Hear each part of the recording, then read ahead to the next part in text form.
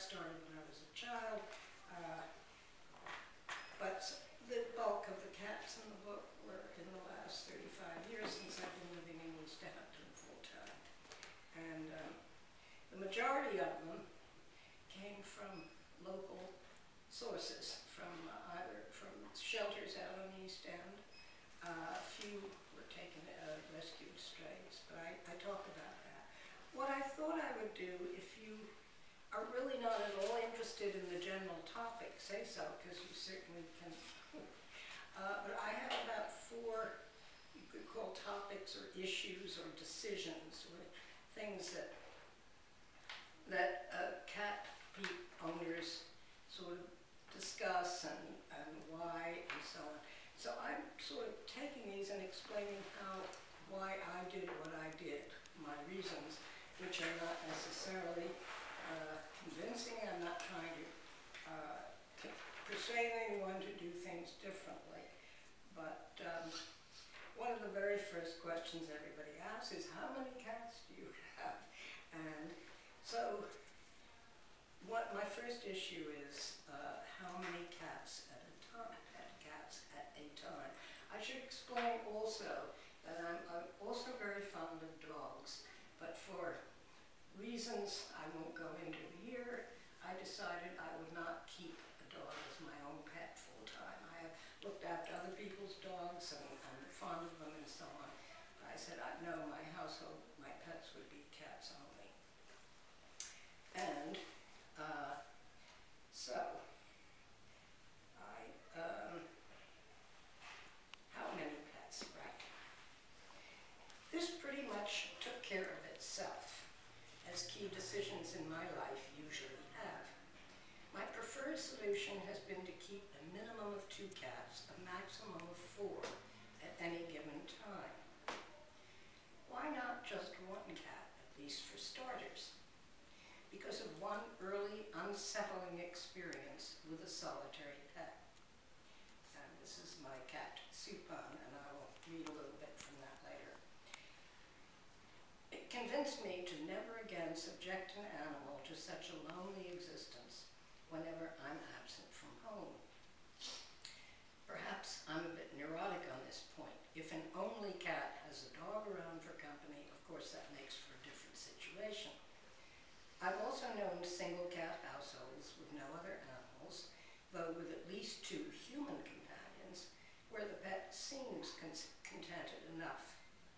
And once I even had an extraordinary cat who, of his own free will, moved out on me and his 3 fellow felines, opting instead for a life as only pet in a neighbor's home. And I'm going to come to that later in a different context. That's on the pet who gives you up versus you giving up the pet.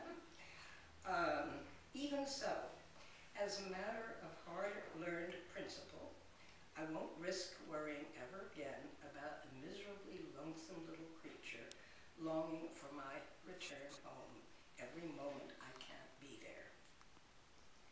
A second cat is certainly no guarantee against feeling bored and bereft if their owners have to be away for long stretches. The 2 pets may not be particularly enamored of each other.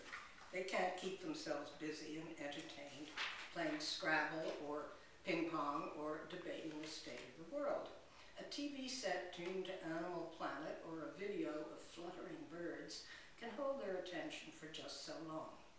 Indeed, they're likely to spend most of their time asleep, even if a radio is left on playing soft music for them. But each one remains aware of another living presence in the home. At the least, this should lessen any sense of isolation while their people are absent and raise the comfort level for both animals. Purely as a practical matter, 2 cats can be accommodated as comfortably and nearly as cheaply as 1. Even the tiniest studio apartment or trailer has room for a pair of felines to claim their personal space, chase each other for exercise, clamber up and down a scratching post, cavort with a jingling bowl or catnip mouse. 1 litter box, 1 water bowl, 1 double well feeding dish suffice to serve both. Food for a second cat, even premium brands, adds only cents a day to the budget. Veterinary care is a more substantial expense, but once the all-important spay-neuter surgery has been paid for, then regular annual checkups and booster shots normally remain affordable for many years. By the time complications at advancing age raise the animal's medical bills, just like our own, most of us are far too devoted to our longtime pet to resent the additional cost. I've long been convinced that a starter set of 2 is the way to launch a cat family. When I worked as a volunteer adoption counselor at a local humane society, I used to urge cat seekers who had no other felines at that point to look for an appealing pair to take home together. Double adoption doesn't just help to speed more orphaned animals out of shelters into homes. For an adopting family, it has the huge advantage of forestalling acceptance problems